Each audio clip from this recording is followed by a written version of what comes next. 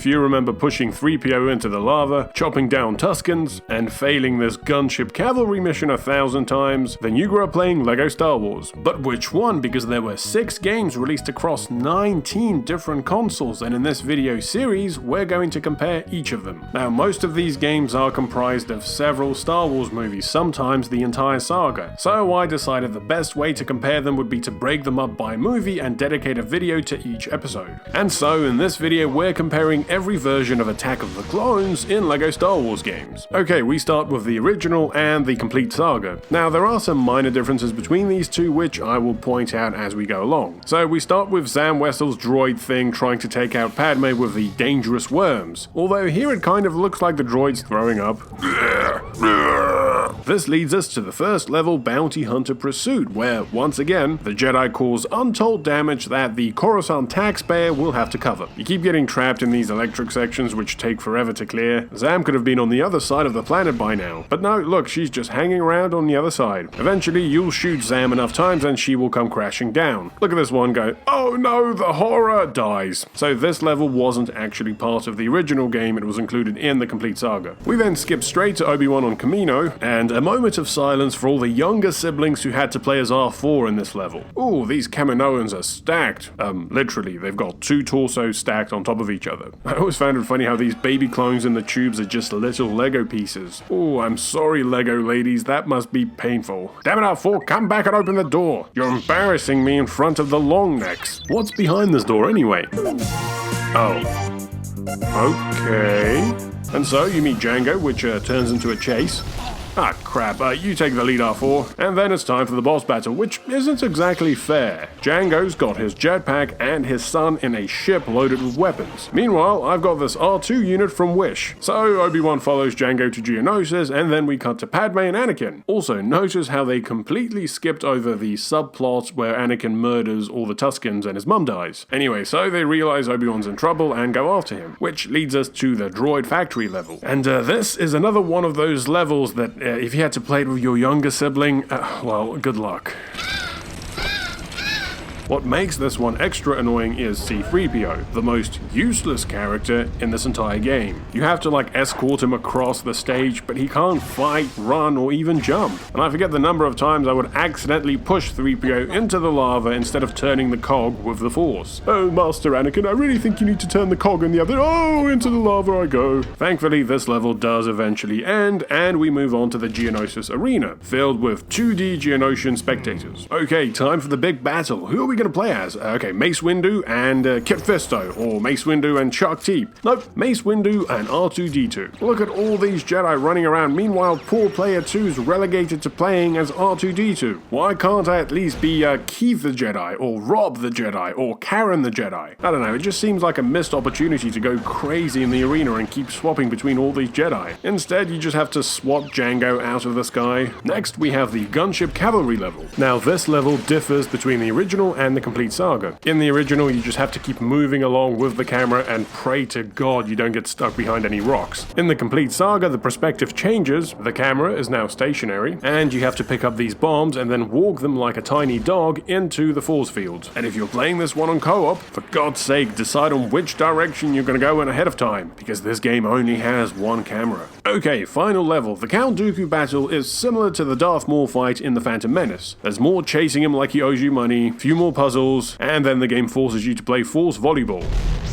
And that's it. Dooku flees to Coruscant, meets Sidious, and they both cackle together. So that's it for the original. However, there was also a version of LEGO Star Wars released for the Game Boy Advance with an Attack of the Clones section. The game starts with a slideshow of Anakin dreaming about his mum running away from the Tuskens. I mean, at least I think that's his mum. And no wonder he's having nightmares. You try getting a good night's rest sleeping on a giant Lego brick. Anyway, he talks it over with Padme. Hold on, is that his Lego? Never mind. And so we're off to Tatooine. They find Watto and ask him about Shmi, but the Toydarian's like, nah mate, only money. Anakin then helps Owen get his moisture evaporators running before finally finding his mother, which is followed by the greatest cinematic ever. Mom, Annie, you're free now. Yay! Oh no, now I'm dead. No! And so Anakin's objective for the next level is to literally kill all the Tuskens. Look, there's even a counter in the corner. Absolutely incredible. The console game seems to specifically remove the entire section, probably to avoid getting the younger players to, go on a murder spree. Meanwhile, the GBA developers are like, whatever. Fun fact, the Game Boy Advance game was developed by our friends at Kryptonite Games, so they can add Harry Potter RPGs, Lord of the Rings Diablo clones, and now Tusken murder simulators to their resume. Okay, the next level has Obi-Wan going through the Geonosis factory. Wait, that's Phantom Menace Obi-Wan. Look, I know the Game Boy port isn't going to have as many minifigures as the console version, but seriously, just one Obi-Wan? Yep, you get 2 levels of Phantom Menace Obi-Wan on Geonosis, and then Anakin and Padme on Geonosis, and then R2-D2 on Geonosis. Now, obviously the astromech can't punch or shoot, so instead he lays down mines. Well, he actually just kind of craps them out. That's better. There's no Geonosis arena level. Instead, we go straight to the final duel. And look, Dooku's about to escape, but then he's like, hold on a second. Is that episode 1, Obi-Wan? This crime against continuity deserves to be punished.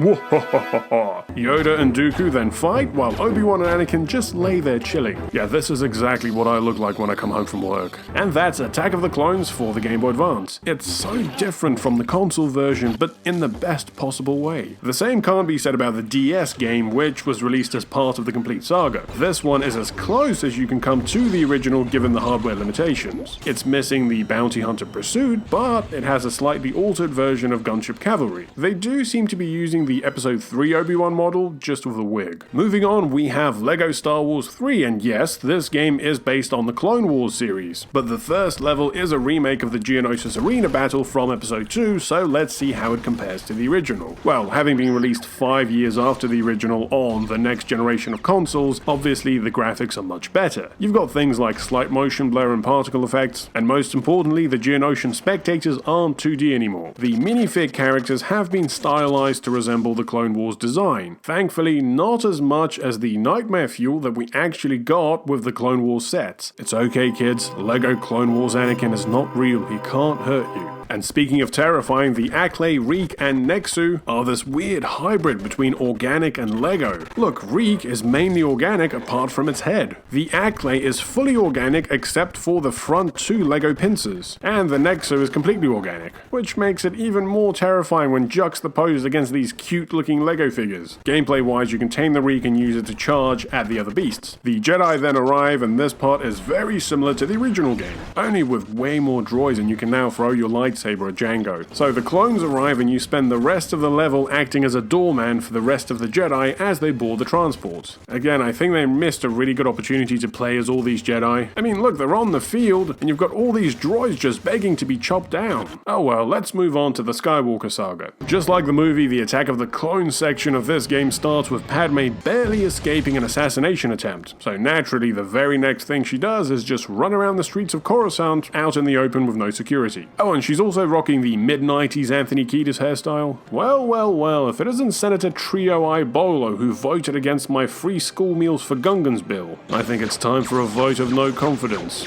Of course, the mini-kit models have all been updated in this one. No more generic hair Anakin, instead he's got this slick-back Patrick Bateman thing going on. Obi-Wan's Jesus look is on point, although his painted-on robe looks a bit weird. If you're idle long enough playing as Anakin, you get this dark side Easter egg.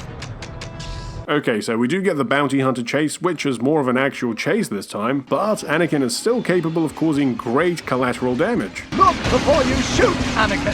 Has my flying improved, Master? Well, I'm still alive, so there's that.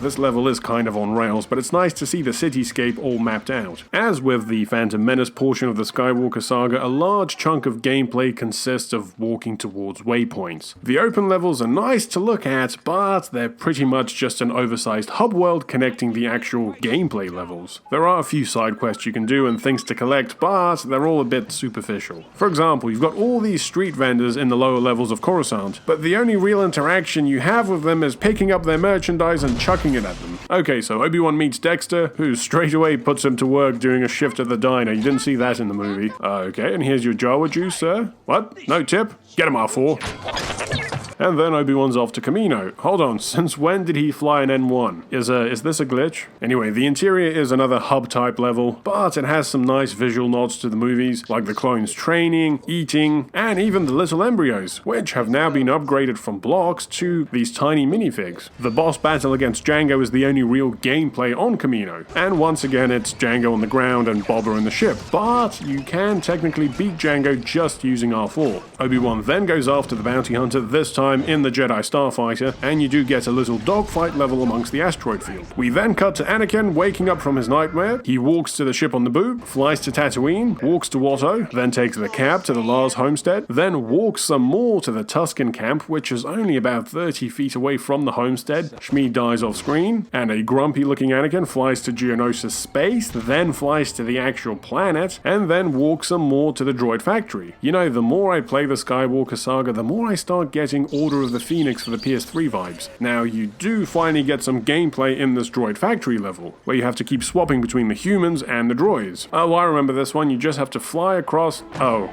R2 can't fly in this one. The best he can do is get mounted by 3PO? Well, at least 3PO is less useless this time. Apart from riding R2, he can punch, jump, and actually walk at a normal pace. This droid factory level actually feels like a classic LEGO game level. There are puzzles that require you to use the Force, to build, and to change characters, and there are plenty of droids to chop down. Okay, what's next? Ooh, Mace, Kit Fisto, and Ki-Adi-Mundi? And you can actually play as each of them? Oh, cool. So, do we get like a level where they fight a bunch of Geonosians to get into the arena? Nah, they just kind of walk to the door and it's only 30 feet away. Okay, the arena battle, version 3. The good news is all 3 beasts are now made of Lego, and it's up to you how you fight them. You can either take them head on using these big bones, or use the Force to mind control one of them and attack the others. But what happens after Mace and the Jedi arrive? Well, you get to control Mace, Kit Fisto, and Ki-Adi-Mundi, and that's it. Once again, the Jedi are all there, but you can't play as any of them. In fact, this battle is actually more underwhelming than the Clone Wars version. There are way less droids out in the field, and you're back to just running after Jango and smacking him about. Alright, what's next? Do we get some kind of a troop transport level now? No, Anakin and Obi-Wan just fall out of the dropship and then walk a few meters to Dooku's front door. And they catch him at a bad time because he's clearly having a shower. Hold on a sec, why does Obi-Wan still have his hood on? Is his Jedi outfit like a tracksuit? So you solve a few puzzles and then you fight Dooku. There's a lot of reused elements from the Darth Maul battle, but I was glad to see it wasn't a complete rehash. You get to deflect his Force lightning and use your lightsaber to Spider-Man up these walls. Yoda arrives midway through the battle and you do get to play as him, but you know what, this time he kind of controls the same as all the other Jedi.